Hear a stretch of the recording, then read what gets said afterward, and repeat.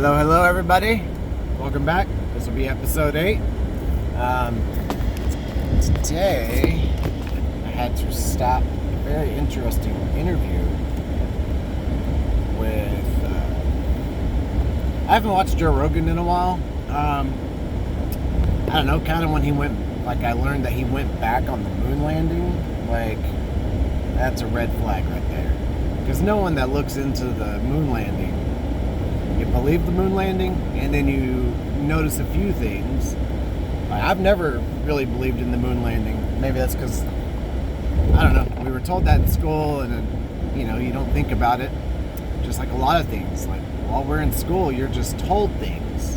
And as long as you can repeat it back, you don't need to actually look into it, because you're being told this. Were you paying attention? Did you hear what I said?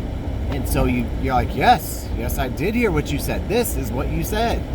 So no matter what, you'll do, reports or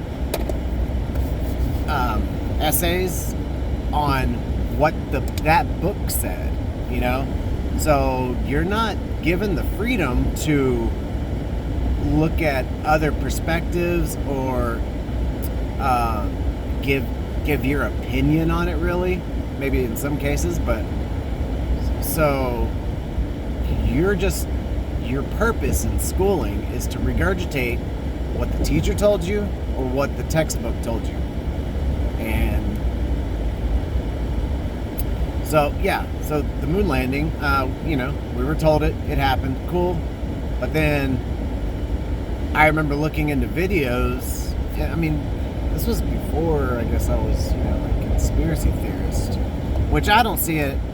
I don't hear the word conspiracy theorist, and I think that's negative. That's a pejorative.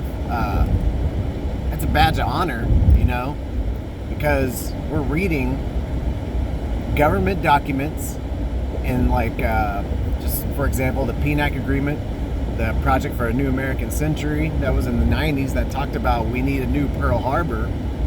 These are their documents. Excuse me. And then something that said 7 countries in 5 years, and then it happens, So Israel needs a war against Iran or Iraq. Oh, I'm pretty sure it's Iraq. Israel needs a war with them, and instead of us going to Afghanistan, we go there to take out, for our ally, our greatest ally, we go take an entire country over and regime change them, give them some freedom, drop some freedom on their heads, and 500,000 kids is worth it. So as soon as I don't see conspiracy theorists as a bad thing, especially in the last few years. You learn what a conspiracy theorist kind of is. It's someone that's seeking the truth and trying to share the truth that they found. And it was Alan Dulles on the JFK assassination committee it was the CIA that made conspiracy theory as a bad thing, because there were people that were looking into it. There's a magic bullet? Come on, that doesn't make sense. And then same year, RFK and then MLK.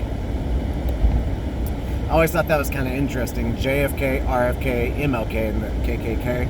Maybe that's because they like to put messages out there. And the KKK comes from the Democratic Party. So just pretty interesting stuff. But they like to send little subliminal messages that are hard to pick up on. They like to talk in numbers. So as soon as I did start, this is before I was a conspiracy theorist, you would say, you can call it. I saw some of their videos.